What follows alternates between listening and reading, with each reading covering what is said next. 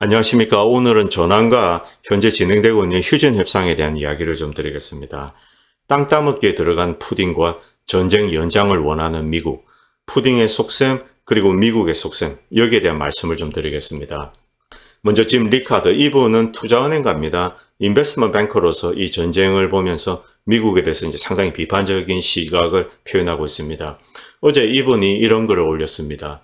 중국은 인류 문명의 가장 큰 위협이다. 이제 닉슨과 반대되는 전략을 도입을 해야 된다. 70년대 초반 닉슨은 중국과 손을 잡았습니다. 그리고 소비에트 공산체제를 견제를 했습니다. 그 결과 1989년 소비에트 공산체제는 무너졌습니다. 그리고 이제 이 지금 현재 상황에 이르렀는데, 이제 중국이 인류 문명의 가장 큰 위협이기 때문에 미국은 러시아와 손을 잡고 중국의 목을 죄야 된다, 이렇게 주장을 하고 있습니다. 사실 이것은 너무나 자연스러운 겁니다. 그런데 그러지 못하고 있습니다. 다음 줄에 이분은 이런 글을 쓰고 있습니다. 우크라이나의 뇌물이 바이든과 그리고 클린턴 재단으로 흘러갔다. 클린턴 재단은 당연히 이제 힐러리가 있죠. 힐러리가 국무장관으로 여기에 깊숙이 개입했습니다. 오바마, 힐러리, 바이든, 이 세 명이 이제 우크라이나에서 사적인 이익을 챙긴 겁니다. 결국 이러한 이 프라이빗한 커넥션이 현재 러시아와 손을 잡고 중국을 견제해야 되는데 이 작업을 못하게 막고 있다, 이렇게 이야기하고 있습니다. 그리고 마지막 줄에 Here we are. 자, 결국 이렇게 되었다. 이것은 모두 이 미국 민주당의 돈 문제다, 이렇게 꼬집고 있습니다. 그리고 존 미어샤이머 교수, 이충근 박사님 방송에서 여러분들 많이 배우셨을 겁니다. 이상주의적 정치학과는 달리 현실주의적 정치학을 채택하고 있습니다. 미국식 민주주의, 미국의 자유를 전 세계에 이제 뿌려야 된다, 이런 생각을 가지고 있는 사람들, 네오리버럴, 그리고 보수당에서 이제 네오콘들입니다. 이들은 군사력을 가지고 혹은 공작에 의해서 독재 정권을 무너뜨리고 민주주의 정부를 만들려고 시도를 했습니다. 물론 그것이 진심인지는 모르겠습니다. 그런데 이런 시도를 한 나라들 모두 박살이 났습니다. 리비아, 이라크에서는 20년 동안 100만이 죽었습니다. 리비아에서는 50만 명이 죽었습니다. 그리고 아프가니스탄, 바이든이 갑자기 철수를 했습니다. 미국을 믿고 미국에 협조했던 아프간 정부 인사들 한 3만에서 정확하게 이건 나오진 않습니다만 5만 명 정도가 학살되지 않았는가. 그리고 그 가족들은 거의 노예 상태로 떨어졌다고 합니다. 지금 현재 50만 명 정도의 어린아이들이 아사의 위기에 직면하고 있답니다. 지금 벌어지는 이 위기입니다. 물론 세계는 별다른 관심을 두지 않습니다. 피부 색깔 때문인지 어쨌든 아프가니스탄도 박살이 났습니다. 시리아도 50만 명 정도 죽었습니다. 리비아, 예멘, 전부 다 그렇습니다. 미국이 이제 이상주의적인 이 세계관을 가지고 들어가서 정부를 전복하겠다. 그 다음에 결국은 이런 엄청난 비극들이 터진 겁니다. 우크라이나도 마찬가지입니다. 많은 사람들이 우크라이나의 민주화를 지원했다라고 이제 이야기를 하시는 분들이 있는데, 미국은 우크라이나에 들어간 이유가 반러 국가로 개조하기 위한 겁니다. 진정한 민주주의와는 거리가 있습니다. 제가 지난 방송에서 말씀드렸지만 미국은 네오나치를 지원했습니다. 극단적인 민족주의 정당을 지원을 하면서 이 반러 국가로 개조를 했습니다. 결국 우크라이나를 러시아의 목을 찌르는 칼로 만들기 위해서 미국 정치인들이 노력을 했던 겁니다. 자, 바로 이런 공작의 결과로 우크라이나는 결국 전쟁이 터졌습니다. 미어샤이머 교수가 요즘 이제 이 자신의 이런 견해를 자꾸 이야기하고 있습니다. 미국을 강하게 비판을 하고 있습니다. 왜 이렇게 많은 미국인들이 이 미국을 비판하고 있을까? 이 우크라이나 전쟁에 대해서 지난 한 20년, 25년 동안 미국이 전 세계에서 엄청나게 많은 잘못을 저질렀기 때문에 미국의 지식인들이 미국을 비판하고 있는 겁니다. 그리고 미국의 지식인들이 이 우크라이나 전쟁 역시 그 배후에 미국의 잘못이 있다. 그렇기 때문에 이제 이 미국을 강하게 성토를 하고 있는 겁니다. 물론 제 방송도 그런 견해를 많이 담고 있습니다. 그래서 혹자는 이 방송이 러시아의 간첩이 아니냐, 심지어 미어샤이머 교수도 푸틴의 나팔수가 아니냐, 이런 욕을 많이 듣습니다. 그러나 미국인들이 이런 입장을 취하는 것은 미국을 바른 나라로 만들기 위해서 그런 것입니다. 미어샤이머 교수는 웨스트포인트 사관학교 출신입니다. 전쟁이 터지면은 미국을 위해서 싸울 그런 사람들입니다. 대부분이 그런 사람들이 지금 미국에 대해서 이제 비판을 하고 있는 겁니다. 자, 이 US 달러, 이 루블, 이 환율을 한번 보시기 바랍니다. 전쟁 전에 한 70 얼마였습니다. 그런데 130까지 갔다가 80까지 내려왔습니다. 뭐 지금 마치 전쟁이 다 끝난 것처럼 그렇게 금융시장은 받아들이고 있습니다. 왜 이렇게 되었을까? 뭐 여러분도 아시겠지만 푸틴이 유럽에다가 이제 에너지를 사기 위해서는 루블로 결제해야 된다. 이렇게 이제 선언을 했습니다. 자, 각국 정부는 반대하고 있습니다. 마크롱 대통령, 독일 총리, 뭐 이런 사람들은 나 그렇게 할 수 없다. 이렇게 이야기를 하고 있습니다. 그런데 그들이 이 러시아산 에너지를 사는 게 아닙니다. 이 프랑스나 독일의 민간 사업자들이 러시아에서 에너지를 사오는 거죠. 그냥 모스크바 외환시장 가서 루블을 사서 주고 이제 에너지를 받아오는 겁니다. 독일 정부나 프랑스 정부는 여기에 뭐 감나라 배나라 할 입장이 아니죠. 대부분 에너지 사업이 이제 민영화되어 있기 때문에요. 그래서 이런 결과가 온 겁니다. 그리고 휴전 협상도 여기에 이제 큰 기여를 한 것 같습니다. 뭐 다우 증시도 오르고 나스닥 증시도 올랐는데, 그리고 오늘 독일 재무장관은 푸틴에 대해서 경고를 했습니다. 야, 이런 결정을 내리면 그 결과에 대해서 생각해 봐야 되지 않냐. 좀 이제 협박성 이야기를 했죠. 자, 우리는 독일은 이제 러시아의 이런 협박에 굴복하지 않겠다. 이런 이야기를 했습니다만 결과는 이렇게 된 겁니다. 이 정치인들의 지금 뭐 주고받는 이야기는 다 레토릭이라는 거죠. 푸틴도 마찬가지고 바이든도 그렇고 젤렌스키도 마찬가지일 거라고 생각합니다. 진짜 물밑에서 어떤 일이 벌어지는가, 우리는 거기에 주목을 해야 되는 거죠. 지금 이 터키에서 진행되고 있는 휴전 협상에 대해서 뭐 긍정적인 이야기들이 좀 나오고 있습니다. 우크나도 좀 현실적인 이야기를 한 거죠. 자, 군사적으로 중립지대화 할 수 있다. 나토 가입을 하지 않을 수도 있다. 이런 걸 제시를 했고, 또 러시아도 여기에 화답을 해서 키예프 지역에 대한 공세는 줄이겠다. 이런 이야기를 했습니다. 그리고 실제로 이 러시아군 부대가 일정 정도 이제 후퇴를 했다고 합니다. 뭐 어느 정도 후퇴를 했는지 자세히는 나와 있지 않지만은 그렇다고 완전히 철수한 것은 아닙니다.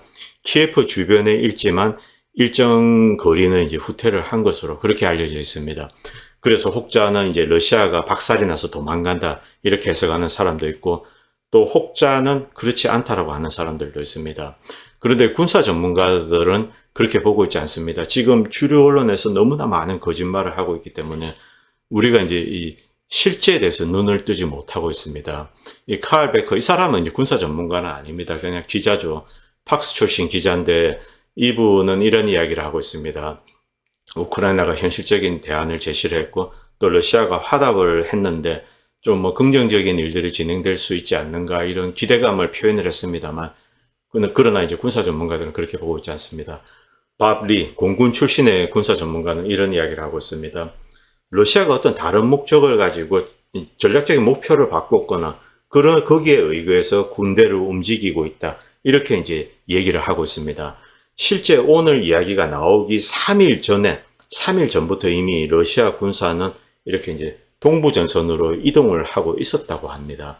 그래서 지금 이 러시아의 유화적인 태도가 그냥 이제 페인팅이다. 그렇게 이야기하는 사람들이 많습니다. 자, 스칼리러, 이 해군 정보부 출신입니다. 이분은 이런 이야기를 하고 있습니다. 지금 러시아 군들이 일정 정도 이제 키예프 쪽에서 철수를 했기 때문에 이 키예프 주민들은 환호를 하고 있습니다. 그러나 그런 사람들은 군사 개념을 다시 익혀야 된다. 자, 먼저 기동전 이야기를 하고 있습니다. 러시아는 20만 명의 이제 적은 규모의 군대를 끌고 들어왔습니다. 그런데 우크라이나는 한 60만 명 정도의 군인이 있습니다. 자, 보통 어떤 나라를 점령하기 위해서는 3배 정도 되는 군대를 몰고 와야 합니다. 그래야지 이제 점령지의 치안도 유지하고 이해 가능하겠죠. 그런데 이렇게 작은 병력을 몰고 와서 전쟁도 아니고 특수 군사작전 이런 이름을 붙였습니다. 그런데 여기에 대해서 이제 이 러시아가 어떤 속셈을 가지고 이런 짓을 했을까? 여기에 대한 많은 이야기들이 있습니다. 자, 얘네들이 이제 키예프를 포위를 하면서도 이렇게 얕습니다. 그래서 배후에서 공격을 해서 희생자도 많이 나왔습니다. 실제로. 그런데 왜 이런 짓을 할까? 자국 군인들도 희생하면서. 그런데 여기에 대해서 이제 스칼리러는 이렇게 이야기하고 있습니다. 기동전은 물리적인 것보다 심리적이고 전술적인 수준에서 봐야 한다. 자, 기동은 상대와 관련해서 병력을 배치하고 이동하는 일종의 이제 관계형, relational 이제 movement다. 이런 식으로 표현하고 있습니다. 우크라이나의 군대가 움직이는 것, 혹은 우크라이나 군대를 유도하기 위해서 이렇게 기동을 하게 되는 거죠. 러시아인들은 이 전장을 자신들에게 유리하게 형성하기 위해서 어떤 속임수를 취했는데 그것에 대해서 이제 우리가 알아야 된다는 겁니다. 남부, 중부, 북부 전선 이렇게 보면은 동부 이제 중부 전선이 있습니다. 그리고 남부 마리우폴 그리고 북부의 키예프 이쪽으로 나누어집니다. 자, 여기서 이제 러시아의 가장 큰 전략적인 목표는 마리우폴 남부에 집중하고 있습니다. 이 임무는 완수했습니다. 자, 그리고 이제 동부에서도 이 우크라 군들을 많이 이제 공격을 해서 큰 희생을 안겼습니다. 그런데 북부 전선은 그렇지가 않습니다. 키예프를 이렇게 둘러싸고만 있었습니다. 자, 여기에 러시아 군들의 속임수가 있다는 거죠. 자, 실제 이 우크라군은 전쟁 직전에 대규모 부대가 동부 전선에 있었습니다. 그래서 돈바스 지역에서 러시아 군들이 쳐들어올 것이다. 요새화하고 거기에 있었는데, 자, 키예프 쪽도 오고, 그리고 이제 오데사 항구 앞에서도 까짝거렸습니다. 그러니 이 군사 자산을 키예프 쪽도 보내고 오데사 쪽도 보내서 여기에 이제 철통같이 방어를 하는 그렇게 이제 군대를 좀 분산을 했습니다. 그 이후 벌어진 일은 여러분들이 잘 아실 겁니다. 마리우폴이나 이 남부 전선에는 아주 큰 민병대가 있었는데 이쪽은 그냥 러시아가 완전히 이제 거의 점령을 했습니다. 그리고 이 중부 전선 이제 동부 지역이죠. 이쪽은 돈바스 지역인데 여기도 이제 우크라군이 크게 공격을 당해서 지금 물자도 떨어지고 탄약 연료도 다 떨어져서 투항하는 사람들이 속출하고 있습니다. 그런데 북부와 이 오데사 쪽은 별다른 공격을 하지 않았습니다. 오데사 지역 같은 경우는 마치 이제 상륙전을 할 것처럼 그렇게 페인팅 모션을 취했습니다. 군함이 왔다 갔다 하고 그래서 오데사 쪽에서 이렇게 방어를 하고 있었는데 결국 상륙전은 없었습니다. 키예프 쪽도 마찬가지입니다. 이런 방식으로 러시아는 우크라 군을 이렇게 분산을 한 겁니다. 분산을 한 다음에 이제 키예프 쪽에는 러시아군도 이제 많은 희생을 치렀죠. 자, 거기서 일종 빠졌습니다. 지금 현재 우크라군은 자, 키예프 쪽에서 일정 정도 후퇴를 했기 때문에 이 우크라가 이겼다. 이제 러시아를 몰아낼 수 있다. 이런 이야기를 하고 있는데 이건 역시 선전전이라는 거죠. 현실은 그렇지가 않다는 겁니다. 자, 지금 이 러시아의 진짜 속셈, 푸틴의 진짜 속셈은 남부와 동부다. 이렇게 이야기를 하는 겁니다. 자, 그리고 이제 여러 가지 페인팅 전략에 대해서 이제 설명을 하고 있는데 미국 역시 1차 이라크 전쟁 때 여러 가지 페인팅 모션을 했다고 합니다. 한쪽에서 상륙하려고 준비를 하면서 실제 이라크 군대가 거기에 몰려 있는데 상륙은 하지 않고 육로로 이제 치고 들어간 거죠. 이런 방식의 페인팅 모션을 했는데 그리고 스칼리러는 이렇게 결론을 내리고 있습니다. 지금까지 있었던 것은 고전적인 기동전, 그 논리에 따라서 움직인 것이다. 진짜 공격 목표는 이제부터 나온다. 일단 남부는 확보를 했습니다. 결국 동부, 그것을 이야기하고 있습니다. 자, 이게 돈바스 지역인데 여러분들이 지금 키예프에 주목할 동안 돈바스 지역, 즉 중부 지역에 어떤 일이 있었는지는 잘 모르실 겁니다. 이것은 실제 이제 이 텔레그램 같은 데 들어가야지 알 수 있습니다. 왜냐하면은 우크라이나나 서방 언론은 러시아군이 공격한 결과 그것에 대해서는 방송을 하지 않습니다. 유튜브에도 올리지 않죠. 자, 이 돈바스 지역에는 진짜 이 악마적인 열 압력탄입니까? 퍼부었습니다. 며칠 동안. 그래서 열 압력탄이 퍼부으면은 몇 개 동 하나의 구가 생명체가 그냥 다 죽는 겁니다. 그런 아주 잔인하고 무자비한 무기를 동원을 해서 글자 그대로 여기 잔존에 있는 우크라군들을 그냥 참살을 한 거죠. 이런 끔찍한 일이 사실은 지금 동부전선에서 벌어지고 있습니다. 그리고 오늘 미국 국무부도 휴전 협상에 대해서 이런 이야기를 했습니다. 미국에도 현실을 아는 사람들이 있죠. 이 러시아의 화해 제스처는 페인팅일 가능성이 높다. 이 터키에서 진행되고 있는 휴전 협상에 대해서 큰 기대를 해서는 안 된다. 이 러시아의 어떤 속임수가 있을 것이다. 이렇게 경고를 하고 있습니다. 자, 레리 존스 CIA 출신의 군사 분석가입니다. 이분 역시 이제 이렇게 이야기하고 있습니다. 대동소이합니다. 군사 전문가들이 보는 것은 대부분 비슷합니다. 러시아가 그동안 키예프를 이렇게 인서클먼트 둘러싼 것은 페인팅이다. 키예프는 실제 목표가 아니다. 우크라군을 잡아두고 실제로는 남부와 동부에서 이제 군사작전을 수행하고 있다. 이쪽에 진행된 것이 진정한 것이다. 그리고 이제 베트남에서 있었던 일, 이런 것도 이제 다 사례를 들고 있습니다. 이제 러시아는 마리우폴을 점령했다, 통제하고 있습니다. 이 마리우폴이 군사적으로 굉장히 중요한 역할을 하고 있습니다. 이 돈바스 지역과 이 크림반도로 연결을 하는 육로를 확보를 한 겁니다.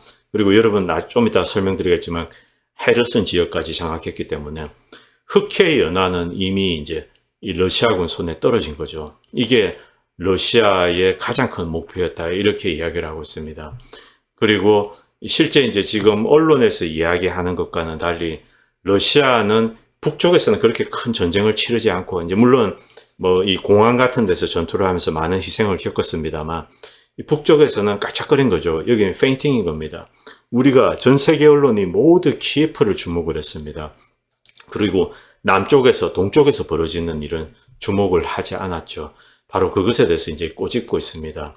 마리우폴은 이미 다 장악했습니다. 일종의 이제 산업지대, 공장지대로 이제 잔존 세력들이 아주 잔존 세력들이 좀 숨어 있는데 뭐 여기에 폭격을 할 수도 있는데 뭐 공장 시설을 지키기 위해서인지 계속 이 도어투도어로 이렇게 이제 이 아주프 민병대를 공격을 하고 있습니다. 뭐 이것은 시간 문제죠.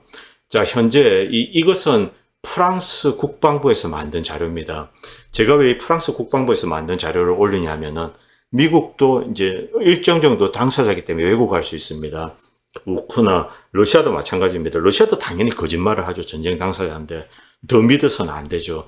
그런데 이 프랑스 같은 경우는 현실에 근거해서 만들지 않았는가 그렇게 추정해서 많은 사람들이 이 프랑스의 지도를 보고 있습니다. 물론 이렇게 이제 빗금을 쳤다고 해서 러시아가 완전히 장악한 것은 아닙니다. 이 러시아는 기본적으로 몇 개의 도시를 이렇게 우회를 했습니다. 이 마리우폴 같은 경우는 도시를 완전히 점령을 했습니다. 그래서 완전히 소탕을 해버렸죠. 그런데 이 수미, 카르키프 그리고 체르니히브 여기는 거의 우회를 했습니다. 체르니히브는 이제 공격을 하지 않겠다고 했기 때문에 일단 포위 상태에서 그대로 있습니다. 그리고 수미에서는 계속 전투를 하고 있습니다만 도시 자체는 우크라군들이 점령하고 있습니다. 그리고 카르키프는 한 반 정도가 이제 우크나 반 정도는 러시아 이렇게 된 것 같습니다. 현재 이쪽에서 진행되고 있는데 진짜 러시아의 목표는 이쪽이라는 거죠. 남쪽과 그리고 동쪽입니다. 자, 많은 사람들이 푸틴이 이제 진짜 욕심을, 야심을 드러냈다 그렇게 이야기하고 있습니다. 어제 굉장히 재미있는 일이 있었습니다. 이 헤르슨과 이쪽 지역의 주민들에게 러시아군들이 통지문을 나눠줬습니다. 그 통지문에서 이제부터 이쪽 지역의 공식 화폐는 루블하다 이렇게 했습니다. 그리고 모든 뭐 전기 요금, 인터넷 요금, 뭐 전화 요금 마찬가지입니다. 그거 러시아 정부가 책임지겠다 이렇게 이야기를 했습니다. 마치 이쪽 지역을 러시아의 점령지처럼 이야기를 했습니다. 마리우폴도 마찬가지입니다.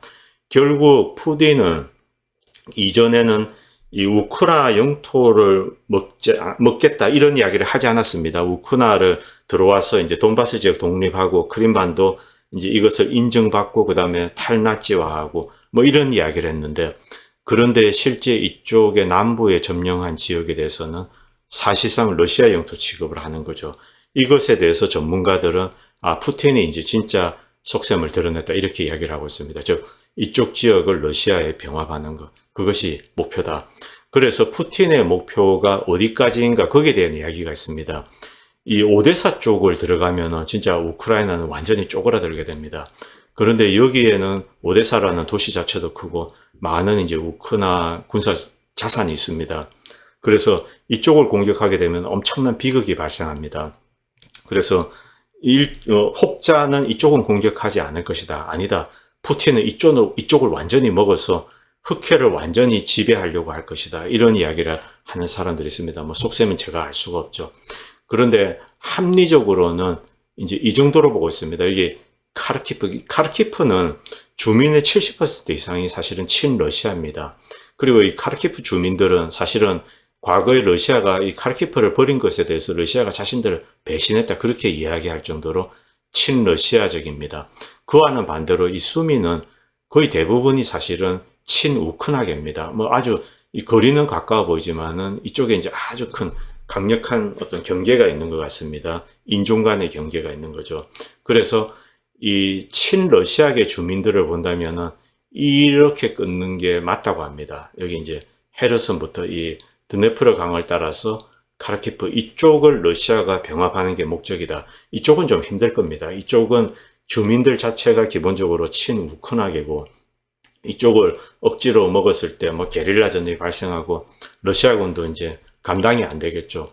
그런데 이 카르키프 넘어서부터 이쪽에 드네프르강 그리고 이쪽까지 있는 친러시아계 주민들이 많기 때문에 이쪽이 푸틴의 목표다 이렇게 이야기하는 사람들이 많습니다. 결국 푸틴의 진짜 속셈이 나온 거다. 이 지금까지 키예프는 페인팅이다 이런 이야기를 하고 있습니다. 그리고 오데사 쪽은 사실은 러시아를 하는 주민이 많은데 이쪽은 칠지 안 칠지 만약에 치게 된다면은 이것은 이제 굉장히 심각한 거죠.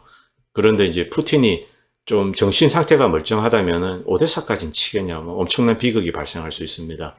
그래서 이 정도로 만족하지 않겠는가, 이렇게 보고 있습니다. 여기에 대해서 많은 사람들이 이야기를 하고 있는데, 자, 여러분들이 인터넷을 보고 텔레그램 같은 데 보시면은 너무 이쪽의 주민들의 그 성향이 있습니다. 만약에 이제 푸틴이 이쪽을 점령을 했는데 다시 내어준다. 그러면 이쪽 주민들은 자칫 투표를 해서 친러시아 쪽으로 가기를 원할 수가 있습니다. 그 정도로 친러시아적인 성향을 가진 지역입니다. 여기는 말할 것도 없고요. 마리우폴은 이 사람들은 러시아군을 울면서 반기고 있습니다. 그런 지역이기 때문에 사실은 갈라서는 게 맞는 것 같습니다. 제 개인적인 생각이지만. 자, 보시면은 대체로 이제 러시아계 주민들이 이렇습니다. 오데사 쪽도 사실은 러시아어를 쓰는 많습니다만, 그러나 오데사까지 먹게 된다면은 이 우크라이나가 너무나 쪼그라들기 때문에 엄청난 반러 감정이 폭증할 수 있겠죠. 그리고 여기에는 많은 이제 군인들이 있기 때문에 또 비극이 발생할 수 있습니다. 그래서 이 정도로 끊는 게 아닌가, 이 정도. 이렇게 보고 있습니다만. 그리고 원래 이제 돈바스 지역이 공업지대고 여기에 이제 대규모의 천연가스 지대도 있답니다. 이렇게 먹게 되면은 러시아로서는 이제 경제적인 이익을 확보하게 되고 이 마리우폴에서 이제 육로로 이제 크림반도까지 완전히 연결이 되게 되는 거죠.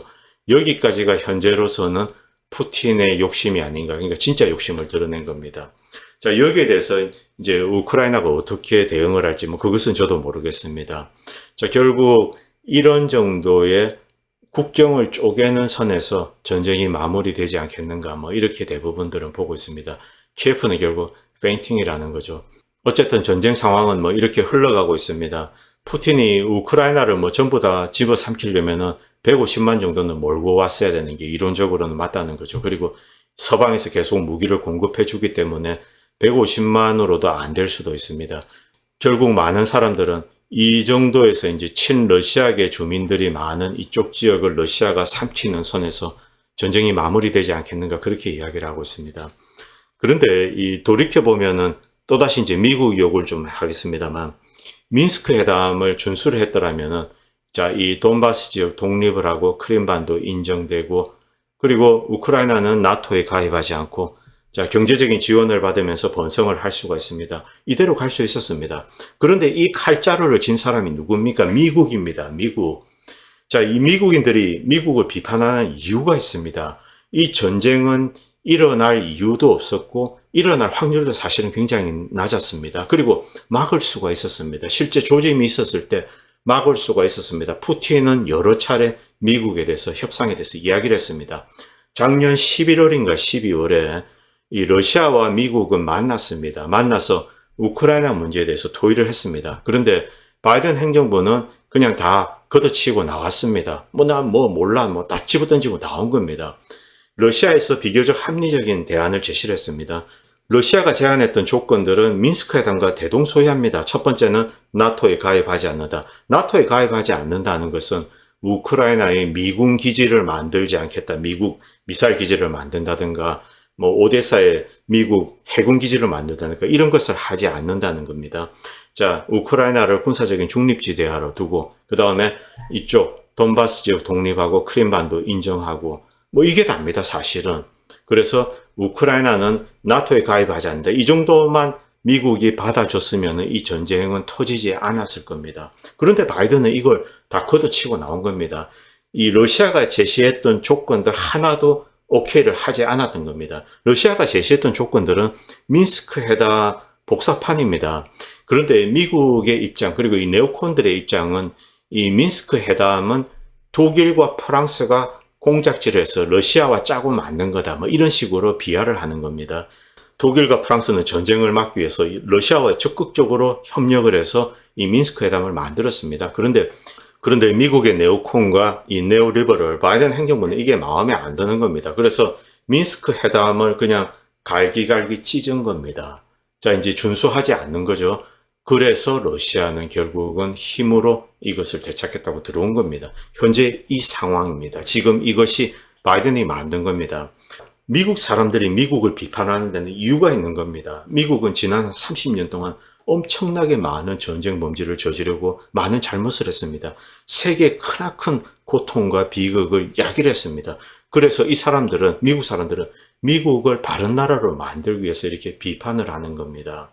미국은 2차 대전이나 6.25 때 그리고 소비에트에 맞서서 군국주의, 독재, 그리고 공산주의에 맞서서 싸웠던 그 미국이 아닙니다. 지난 30년 동안 미국은 이 올리가크, 미국에도 올리가크들이 있습니다. 빌 게이츠, 군산복합체, 오일 메이저, 그리고 미국의 정계를 지배하고 있는 44개의 가문들, 조지 W. 부시 가문, 클린턴 가문, 이런 자들, 이런 미국의 올리가크들의 이익을 대변해 왔습니다. 그들의 이익을 위해서 전 세계에 돌아다니면서 자유를 팔고 민주주의를 팔면서 전쟁을 일으키고 정부를 전복하고 온갖 비극을 야기했습니다. 미국이 민주화시키겠다고 들어간 나라 모두 박살이 났습니다. 글자 그대로 박살이 났습니다. 그리고 한 나라당 기본적으로 50만, 100만이 죽었습니다. 엄청난 난민이 발생하고요. 그리고 과거에 중남미도 있습니다. 바로 이런 짓을 막기 위해서 미국인들이 미국을 비판하고 있는 겁니다. 오늘 방송은 여기까지 하겠습니다. 감사합니다. 다음 편에 뵙도록 하겠습니다.